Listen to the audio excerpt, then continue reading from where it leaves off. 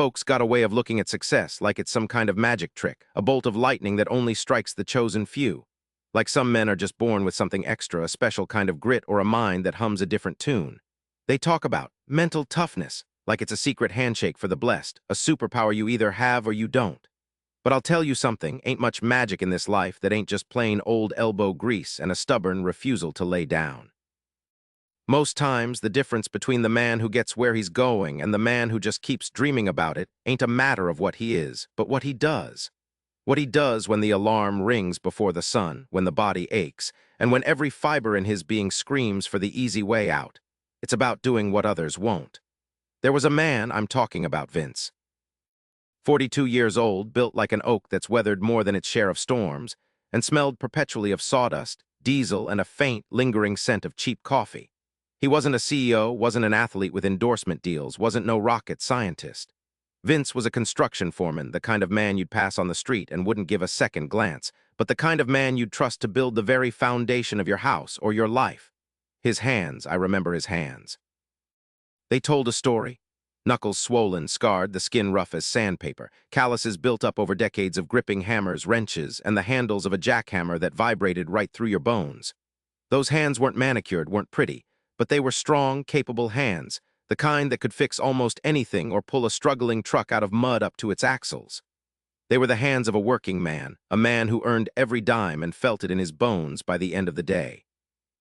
His face was a landscape of small lines around the eyes, carved by years of squinting at blueprints under a harsh sun, or maybe just by the slow, steady current of worry that runs through every man trying to keep his family afloat. His hair, a salt and pepper mix, was usually tucked under a faded ball cap that bore the logo of a long-forgotten concrete company. And his eyes, well, his eyes were where you really saw it.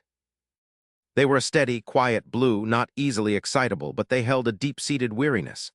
Not a lazy weariness, mind you, but the kind that comes from carrying burdens, from seeing the finish line recede just a little further with every stride.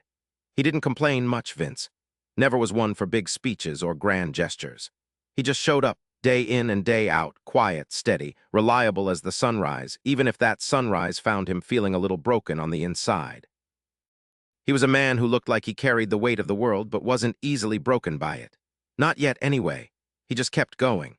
The alarm clock in his small, well-maintained ranch house on the outskirts of town always buzzed at 5 a.m. Not a gentle chirp or a soothing melody, but a persistent, almost angry buzz that tore through the pre-dawn quiet.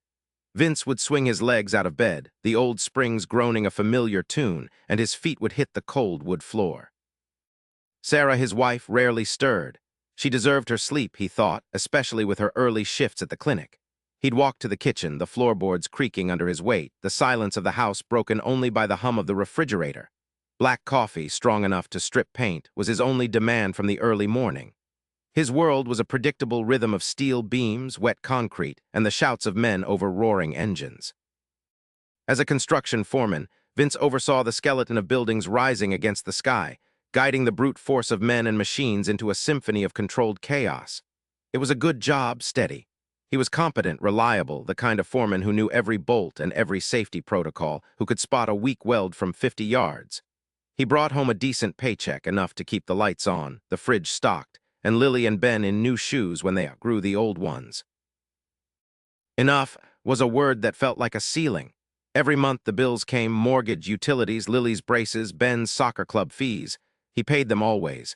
But there was rarely anything left over, no cushion, no room for the more that whispered in the quiet moments.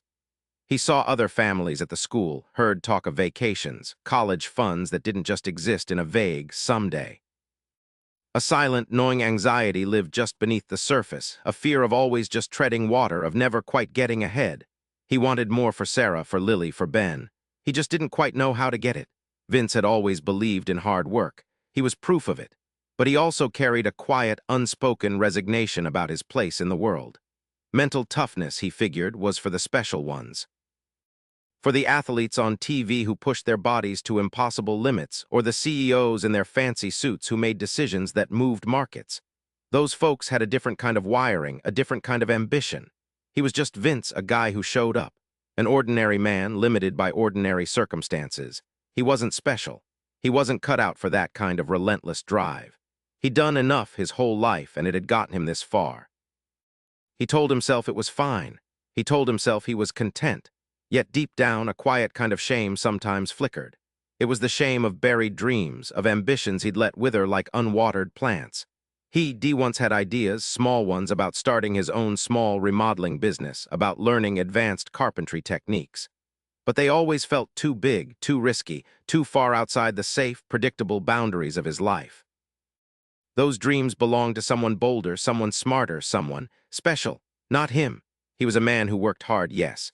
But he'd learned to stop pushing for more. He was good at his job, a good husband, a good father. And that, he'd subtly convinced himself, was all he was ever going to be. A constant, low-level hum of self-doubt played in the background of his mind, a silent chorus of, "You're not quite good enough," that he'd learned to ignore or at least to live with.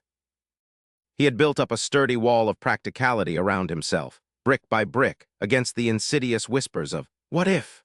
He had settled for competence, mistaking it for fulfillment, subtly resigning himself to a comfortable routine without ever truly striving for more. This hidden self, the one that feared mediocrity yet refused to challenge it, was the true burden he carried, heavier than any I-beam. The persistent rasp of a 5 a.m. alarm ripped Vince from the shallow grasp of sleep each morning. It wasn't a sudden jolt, but a slow, grinding emergence from unconsciousness, much like the heavy machinery he oversaw. His feet hit the cold floor of their small ranch house, the quiet creak of the planks a familiar protest against the pre-dawn silence. Sarah was still asleep beside him, the soft rise and fall of her breathing a testament to the peace he sometimes felt he robbed himself of. He'd make coffee, strong and black, toast a piece of bread, and sit at the kitchen table, staring out at the gray pre-dawn light creeping over the suburban lawns.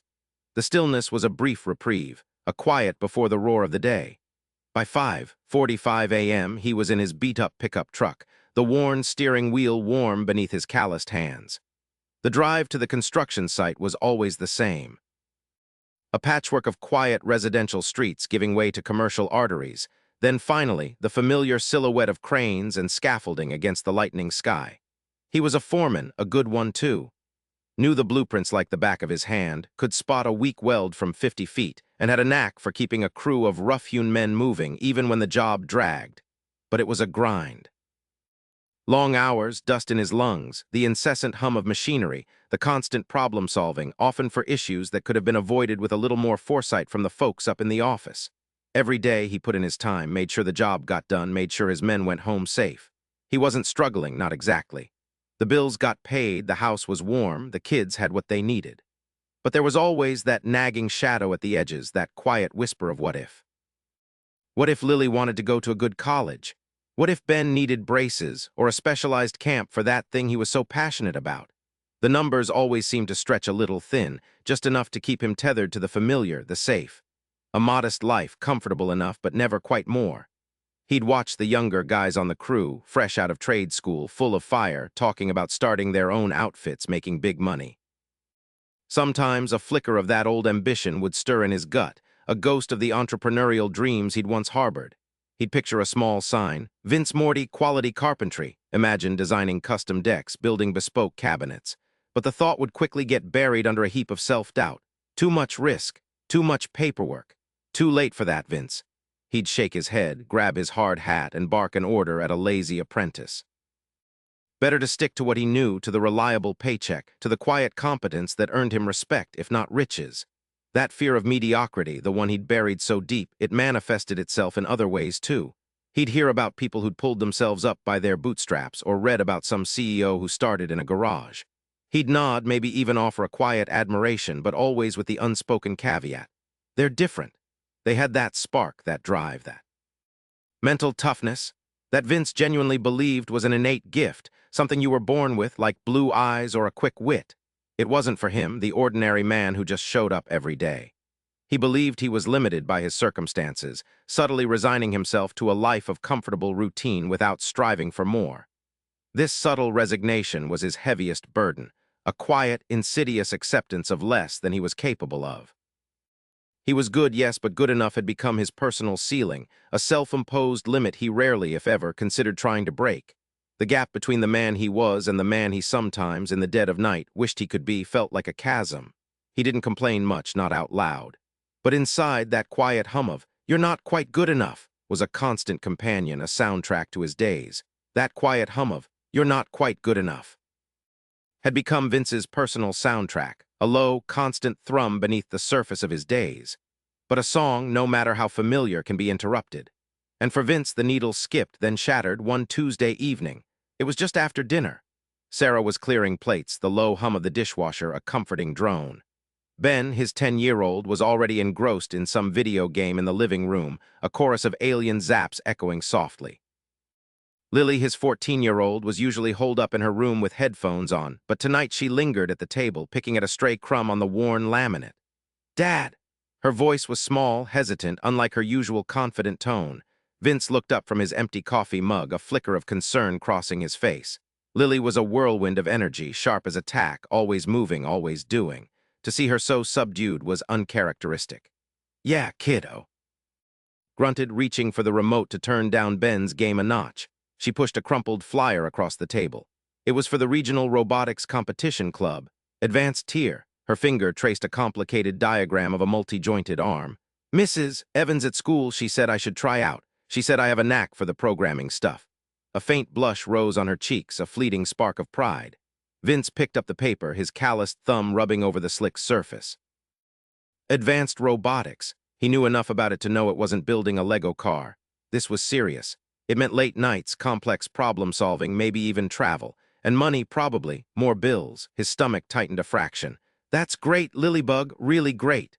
He tried to sound enthusiastic, but his mind was already calculating the cost of materials, the time commitment away from the job site. Her initial spark dimmed. She pulled her hand back. "Yeah, well, I don't know." She picked at a loose thread on her jeans. "It's a lot. The project they want us to do for the tryouts is crazy. Nobody from our school has ever made it into the advanced club before. It's usually kids from the academies, the ones whose parents send them to special camps." Her voice trailed off, the confidence draining from her face like water from a sieve. She looked down at the table, then up at him, her brown eyes mirroring a familiar resignation. Then it came like a shot straight to the gut. The words uttered with such a quiet, matter-of-fact certainty that they hit Vince with the force of a wrecking ball. "I'm not smart enough, Dad. It's too hard for regular kids." The sounds of the house, the dishwasher, the distant zaps of Ben's game seemed to fade, replaced by a deafening internal silence. Vince felt a cold wave wash over him. Her words, "too hard for regular kids." He looked at his daughter, at the slump of her shoulders, the way she was already retreating before she'd even tried. And in her eyes he saw it. Not just his own quiet resignation, but the very language he'd used with himself for decades. "I'm not special enough. It's too hard for an ordinary guy like me." It was a mirror shattering his comfortable illusion. He wasn't just living his life, he was modeling it. His subtle resignation, his acceptance of good enough, was a ghost in his own house, and now it was haunting his daughter. He'd never consciously told her to settle, never outright said, "Don't aim too high." But he hadn't shown her any different either. His unspoken belief that ambition was for special people had seeped into the floorboards, into the very air they breathed. He saw her giving up before she even stepped up to the plate, and a raw, primal anger directed solely at himself began to simmer. He felt like he was watching a replay of his own life, a familiar, disheartening scene, but this time he was the director and the consequences weren't just his own. That night Vince found himself staring at the ceiling, the numbers on his digital alarm clock glowing an accusing red. 3:17 a.m. Sarah was a warm weight beside him, her breathing soft and even. Ben and Lily were asleep down the hall. The house was utterly, completely silent, a canvas for his thoughts. "I'm not smart enough, Dad. It's too hard for regular kids." Lily's voice echoed in the darkness, sharper, clearer than it had been at the dinner table. He couldn't shake it. He replayed the scene, her hesitant hope, then the swift, practiced retreat. He saw the flicker of his own young dreams in her eyes, and then, just as quickly, the shadow of his own long-buried doubt. He rolled onto his side, propping himself on an elbow, staring at the dimly lit wall. He thought of his job, the endless cycle of pouring concrete, framing walls, putting up roofs. He was good at it, damn good, respected. But was he striving? Was he pushing? Or was he just showing up? He remembered the small, unpursued dreams. The idea of starting his own small contracting business, of learning advanced structural design, of becoming more than just a foreman who did good enough work. Each one was a tiny coffin in his mind, quietly buried with the excuse, "That's for the special guys, Vince. You just do your part." The brutal honesty of the pre-dawn hours cut through his usual self-deception. He wasn't special. He'd never claimed to be. But more importantly, he hadn't ever tried to not be ordinary, not really. He'd mistaken competence for contentment and routine for destiny. He saw the years ahead, more of the same, more good enough, and felt a cold dread in his stomach. Was this it? Was this the legacy he was building for his children? A steady, reliable, utterly uninspired path? Was he teaching them to fear the climb, to distrust their own potential just because he had? His deepest fear wasn't about failing. It was about never even trying. It was about watching his kids inherit that quiet, insidious acceptance of mediocrity, believing it was their birthright because their father had shown them the way. He saw his comfortable routine not as a shield, but as a cage, and worse, a cage he was inadvertently building around his children too. The weight of that realization was suffocating.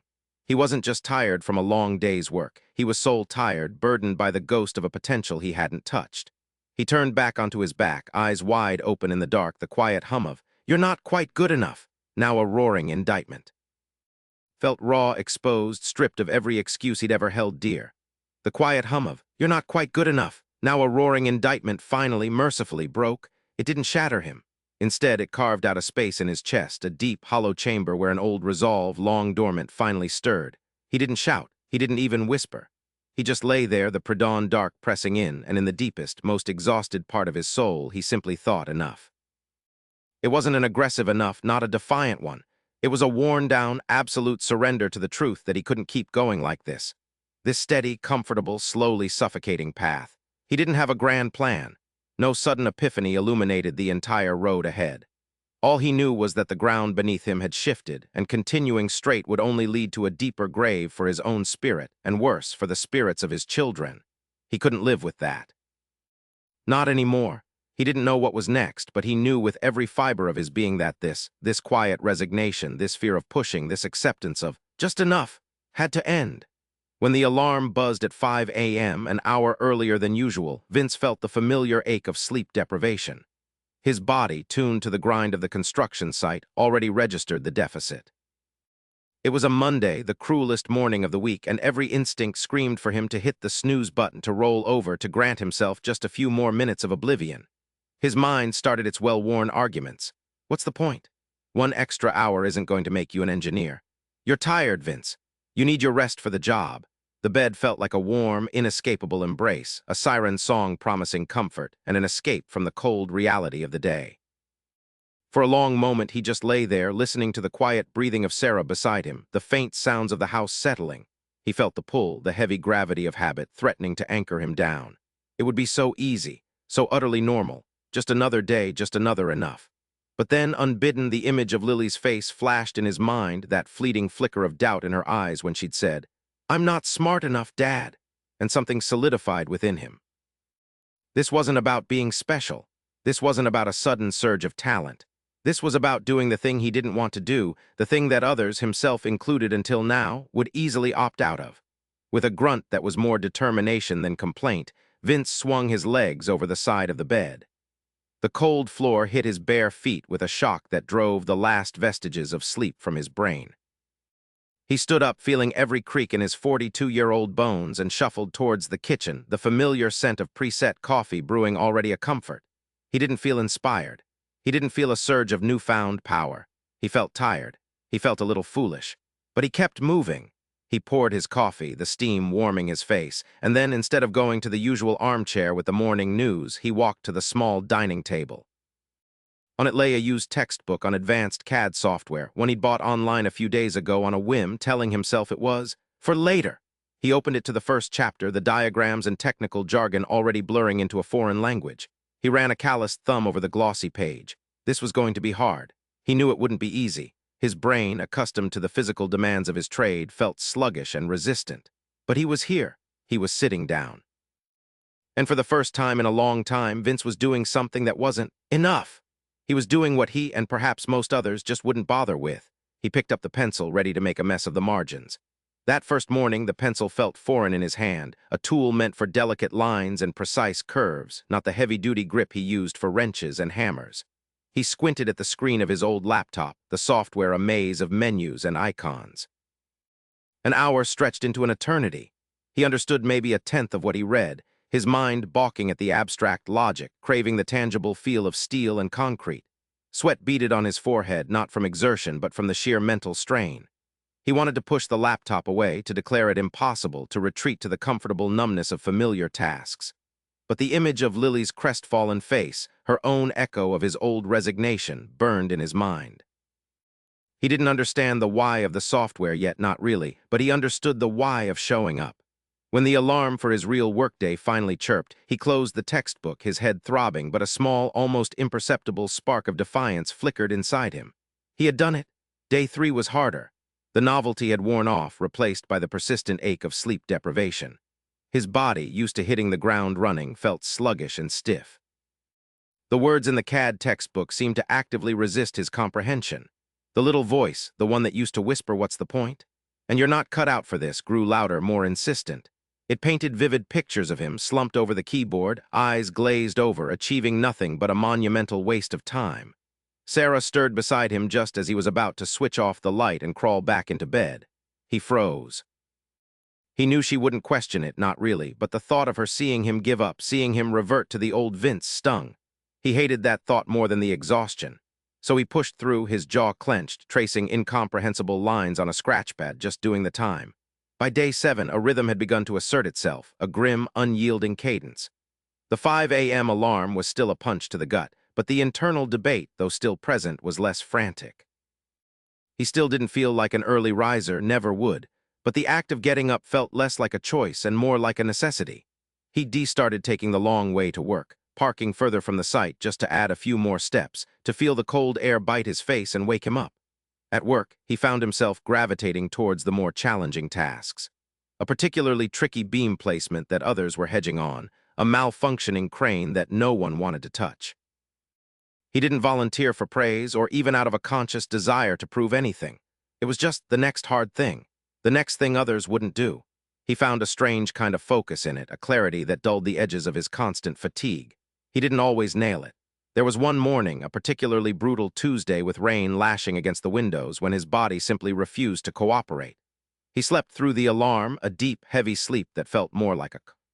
Waking an hour later, the sun already hinting at the horizon, a wave of disappointment, thick and bitter, washed over him. He felt like he'd failed, like all the effort of the previous days had been for nothing, just a facade crumbling back into familiar apathy. The voice in his head, usually a whisper, was now a sneering shout. "See, told you, you're not special, you're just Vince." For a moment, he considered just giving up, letting that one missed day snowball into a full retreat. He could tell himself it was just a blip, an anomaly. But then he remembered the cold dread of the dark night, the mirror showing him his own resignation. He knew the difference between a misstep and a surrender. The next morning, he was up at 4:45 a.m., his eyes gritty, his resolve hardened by the memory of his failure. He might miss a step, but he wouldn't stop walking. The real battle wasn't against the CAD software, or the early mornings, or even the challenging jobs at work. It was against the ingrained habits of a lifetime, the subtle pull of comfort, and the insidious belief that he was merely Vince, a good enough, reliable, but ultimately unexceptional man. Every single day, sometimes every single hour, he fought against that current. His eyes were perpetually tired, dark circles etched beneath them. He drank more coffee than was probably healthy. Sometimes he'd catch himself staring blankly at a screen, his mind refusing to absorb another line of code, but he'd force his gaze back, reread the paragraph, highlight a term he didn't understand, and promise himself he'd look it up later. He wasn't enjoying it. Not yet. But he was doing it. And in that relentless, unglamorous act of doing, something deep inside him, something long dormant, was beginning to stir. Then, around the 3-week mark, a faint, almost imperceptible shift began. It wasn't a sudden burst of genius or a moment of enlightenment under a bright workshop light. It was quieter, like the slow turning of a massive, rusty gear. One morning, while wrestling with a particularly stubborn subroutine in the CAD program, a line of code that had been gibberish for days suddenly clicked. Not all of it, not perfectly, but enough for him to grasp its intent, to see how it connected to the larger structure. He didn't jump up and shout. He just leaned back, rubbed his tired eyes, and a small, private exhalation escaped him. He hadn't mastered it, not by a long shot, but he'd understood. It was a victory measured in inches, but inches he'd clawed back from the abyss of, "I can't." At work, the changes were equally subtle, but noticeable to those who paid attention. A new job came in, a tricky retrofit on an old industrial furnace, the kind that meant tight spaces, awkward angles, and a whole lot of dirty, uncomfortable welding. It was a job everyone usually tried to pass off, but Vince, without thinking twice, took the blueprints, studied them, and started mapping out the approach. He wasn't looking for praise, he was just doing it. Another foreman, Old Man Miller, caught him sketching out a custom jig for one of the particularly difficult welds. Miller just grunted, a sound that could mean anything, but Vince caught the flicker of something in his eyes, something that wasn't pity or exasperation. Maybe it was respect. At home, the difference slowly permeated the air. Lily's robotics project hit a major roadblock. A sensor wasn't reading correctly, throwing off the whole arm's calibration. She was frustrated, on the verge of tears, mumbling about how it's too complicated for us. Old Vince would have tried to comfort her, suggested she take a break, maybe offered to look at it half-heartedly before admitting defeat. But this new Vince, the one who woke up at 4:45 a.m., sat down beside her. He didn't pretend to know the answer. Instead, he pulled up the sensor's datasheet on his phone, something he'd learned to do for his CAD work. "All right," he said, his voice calm. "Let's break this down. What's it supposed to do? What's it actually doing? Where's the disconnect?" They spent an hour, 2 hours, going line by line through the documentation, testing different connections, multimeter probes flashing. He wasn't solving it for her. He was showing her how to solve it, modeling the relentless pursuit of an answer. When finally Lily made a tiny adjustment to a resistor and the sensor blinked to life, her triumphant yell was matched by a quiet, contented nod from Vince. He saw the spark in her eyes, and he knew he hadn't just helped her fix a robot, he'd helped her push through her own. "I can't." Weeks bled into months, each dawn a reaffirmation, each evening a quiet tally of battles won, or at least not surrendered. The dark circles under Vince's eyes hadn't vanished, but the weariness in them was replaced by something else. An alertness, a quiet resolve. He still looked like a man who worked hard, who carried his burdens, but there was a subtle straightening of his shoulders, a firmness in his stride that hadn't been there before. He hadn't suddenly become eloquent or gregarious. He was still Vince, quietly observant, steady, reliable. But the gruffness had softened, replaced by a quiet confidence that came from knowing he had faced his own limitations and piece by painstaking piece started to dismantle them. He wasn't just doing the tougher jobs at work. He was leading them. He'd learned enough CAD to not just read the blueprints, but to suggest modifications, to foresee problems before they hit the field. His crew started looking to him not just for instructions, but for solutions, for guidance. He hadn't asked for it. He'd simply shown up, done the hard work, and kept his head down. And in doing so, he'd earned a new kind of respect, not just for his strength or his years, but for his sheer, unyielding persistence. At home, Sarah would sometimes catch him across the kitchen table, reading a technical manual while Lily worked on her robot nearby. He'd look up, a faint smile on his lips, and there was a light in his eyes she hadn't seen in years, a glint of quiet satisfaction. He was still the man who provided, who fixed things, who worked with his hands. But he was also something more now. He was a man who understood that his potential wasn't defined by what he was, but by what he was willing to do. The fear of mediocrity still whispered occasionally, but now it was easily drowned out by the quiet, steady hum of purpose. He saw it in Lily's growing confidence, in Ben's eager questions about what he was learning, in Sarah's proud glances. He realized he wasn't just building a future for them. He was building a foundation of resilience, brick by painstaking brick, in himself. Ram, knowing he had faced his own limitations, and piece by painstaking piece, started to dismantle them. The shift wasn't a sudden burst of light, more like the steady brightening of a gray dawn. One morning, the site superintendent, a man named Henderson, stopped Vince as he was meticulously checking the torque on some fresh bolts, a task usually left to the junior guys. Henderson was a gruff man, rarely offered praise. "Vince," Henderson said, his voice unusually level, "we got a headache down at the old warehouse lot. Demo crews stuck on some old rebar, buried deeper than the prints show. Massive old foundation. Nobody wants to get in there and hand chip it out, not with the deadline breathing down our necks and the weather turning. You got a guy for it." The implication was clear. A job nobody wanted, a true grind. Vince looked up, wiping grime from his brow with the back of a calloused hand. The old Vince would have shrugged, said he'd ask, his crew, but the old Vince was a fading echo. This new Vince, still quiet, still observed, found himself considering the question not as a problem to delegate, but as a challenge to meet. Not because he was special or uniquely gifted at hand-chipping concrete, but because someone had to do it, and he had learned that the willingness to do the undesirable was often the most valuable trait of all. He thought of Lily, hunched over a circuit board, struggling with a connection that just wouldn't hold, frustration tightening her jaw. He remembered the moment she'd almost walked away, convinced she wasn't smart enough, that it was too hard for regular kids. He remembered the surge of determination that had pushed him to sit beside her, to pick up the manual, to learn alongside her, patiently untangling diagrams he'd never seen before. This felt like that, just on a much bigger, dirtier scale. "I'll take a look at it, Henderson," Vince said, his voice level, carrying the worn rasp of a man who spent his days shouting over engines and grinders. He didn't offer a name from his crew. He didn't even offer a solution. Just himself stepping into the breach. Henderson, accustomed to the subtle evasions and groans that usually met such requests, blinked. His stern features didn't soften, but a flicker of something unreadable passed through his eyes. Yourself, Vince." "Yeah," Vince affirmed, pushing off the beam he'd been leaning against, the metal groaning under his weight. "I'll get it sorted." He didn't wait for a reply, just nodded once and started towards the far end of the lot, a familiar sense of duty settling in his shoulders, heavier than the tool belt he carried, yet somehow less burdensome. The old warehouse lot was a war zone of fractured concrete and twisted metal. The air hung thick with dust, the smell of pulverized rock and damp earth. When Vince reached the problematic area, he saw exactly what Henderson meant. A colossal slab of old foundation, much thicker than anticipated, lay exposed, its surface a tangled web of corroded rebar snaking through dense, century-old concrete.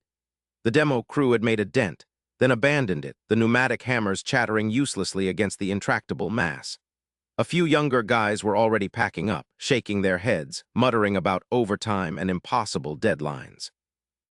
Vince pulled on a heavier pair of work gloves, then grabbed a large chipping hammer and a wide chisel from a nearby toolbox. The sun, already low, cast long, deceptive shadows across the debris. He started methodically, choosing a section where the rebar seemed closest to the surface. The hammer bit into the concrete with a jarring thwack, sending vibrations up his arms, rattling his teeth. Dust blossomed around him, coating his clothes, caking his hair, settling in his nostrils. It was slow, brutally slow. Each swing was a testament to brute force, each chip of concrete a tiny, hard-won victory. He chipped away at the stubborn material, trying to expose the rebar, then cutting it with a portable torch, the acrid smell of burning metal joining the dust and damp. His shoulders burned, his back ached, and his forearms felt like lead. He felt the familiar pull of discouragement, the quiet voice that whispered, "This is stupid. You're too old for this. Let the young guys do it. Just give up." But then he'd think of Lily's tenacious frown, the way she refused to let go of a problem until she'd wrestled it into submission. He thought of Ben, who'd proudly showed him a drawing of a robot dad with gigantic wrench hands, a silent expectation in his innocent admiration. He thought of Sarah's quiet strength, the way she managed their home and supported his ambition without a word of complaint. He wasn't doing this for glory or a bonus or even a thank you from Henderson. He was doing it because it needed to be done, and because he was showing himself, and implicitly his children, that competence wasn't just about skill, but about the willingness to simply keep going. Hours bled into twilight. The sight lights flickered on, casting harsh, artificial clarity on his solitary, grinding labor. Other crews had long since packed up. A few stragglers loading equipment would pause, their expressions a mix of pity and a dawning respect. One of the younger laborers, Mark, a man who usually scoffed at anything that wasn't a quick fix, walked by with a thermos. "Still at it, Vince?" Mark asked, his voice betraying a hint of surprise. "Most guys would have called it a night hours ago. This thing's a beast." Vince grunted, pausing to wipe sweat from his eyes with the back of his hand. His breath was ragged, his muscles screaming in protest. "It's got to get done, Mark." He didn't elaborate. There was no need to explain the deeper meaning, the personal lesson he was hammering into himself with every blow of the chisel. Mark watched for a moment, then surprisingly set his thermos down. "Want me to spell you for a bit, Vince? You look like you're about to fall over." Vince hesitated. The old Vince would have stubbornly refused, internalized the stress, and pushed himself to the breaking point. The new Vince, while still prone to that instinct, had also learned the value of a steady, sustainable effort and the quiet dignity of accepting help when it was offered in good faith. He knew he was Superman. He was just a man willing to put in the work, and sometimes that meant being smart enough to take a brief reprieve. "Just for an hour, Mark," Vince conceded, handing over the chipping hammer, his fingers stiff and aching. "Stay on this corner. Keep it clean." Mark nodded, picking up the heavy tool with an uncharacteristic seriousness. As Vince stepped back, stretching his cramped muscles, watching the younger man take over, he realized something else. He wasn't just doing the hard thing. He was, perhaps for the first time, leading by example in a way that truly resonated. It wasn't about being the strongest or the smartest. It was about showing up, enduring, and inspiring others to do the same, not through grand speeches, but through the relentless, unglamorous swing of a hammer. He took a long drink from Mark's thermos, the warm coffee a welcome shock to his system. He still had hours